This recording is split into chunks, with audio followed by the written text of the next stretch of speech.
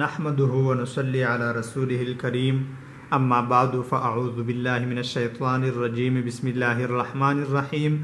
حضرت ابو طلحہ رضی اللہ تعالیٰ عنہ کا نماز میں خیال آ جانے سے باغ وقف کرنا۔ معزز سامعین کرام، آج کی ویڈیو میں جو واقعہ میں آپ لوگوں کے ساتھ بیان کرنے جا رہا ہوں، اسی سننے اور دیکھنے میں آپ لوگوں کی دنیا اور آخرت کی کامیابی ہے۔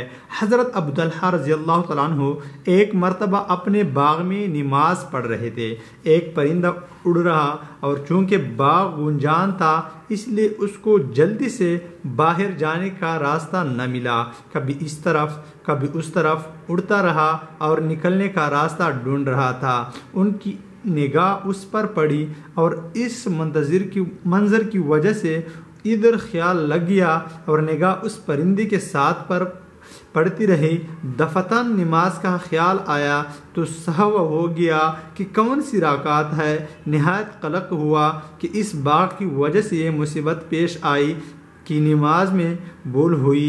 فوراً حضور اکرم صلی اللہ علیہ وسلم کی خدمت میں حاضر ہوئے اور پورا قصہ عرض کر کے درخواست کی کہ اس باغ کی وجہ سے یہ مصیبت پیش آئی، اس لیے میں اس کو اللہ کے راستے میں دیتا ہوں، آپ جہاں دل چاہے اس کو صرف فرما دیجئے۔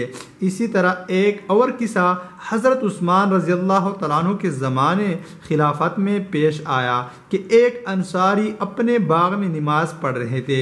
کھجوریں پکنے کا زمانہ شباب پر تھا اور خوشے کھجوروں کی بوجھ اور کثرت سے جھکے پڑے تھے۔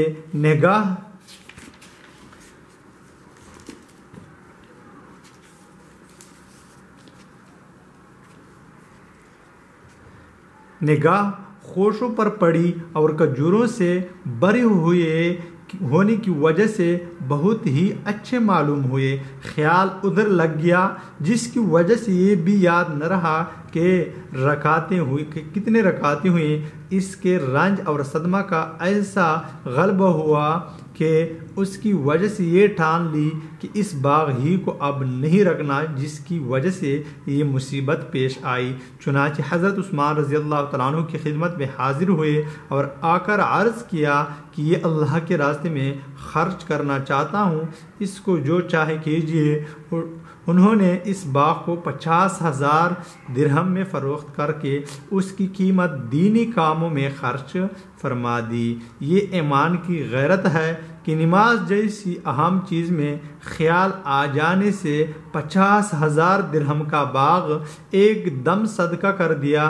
ہمارے شاہ ولی اللہ صاحب رحمۃ اللہ علیہ نے قول جمیل میں صوفیہ کی نسبت کی قسمیں تحریر فرماتے ہوئے اس کے متعلق تحریر فرمایا ہے کہ یہ نسبت ہے اللہ کی اطاعت کو ما سوا پر مقدم رکھا اور اس پر غیرت کرنا کہ ان حضرات کو اس پر غیرت آئی کہ اللہ کی اطاعت میں کسی دوسری چیز کی طرف توجہ کیوں ہوئی۔ وآخر دعوانا ان الحمد للہ رب العالمین۔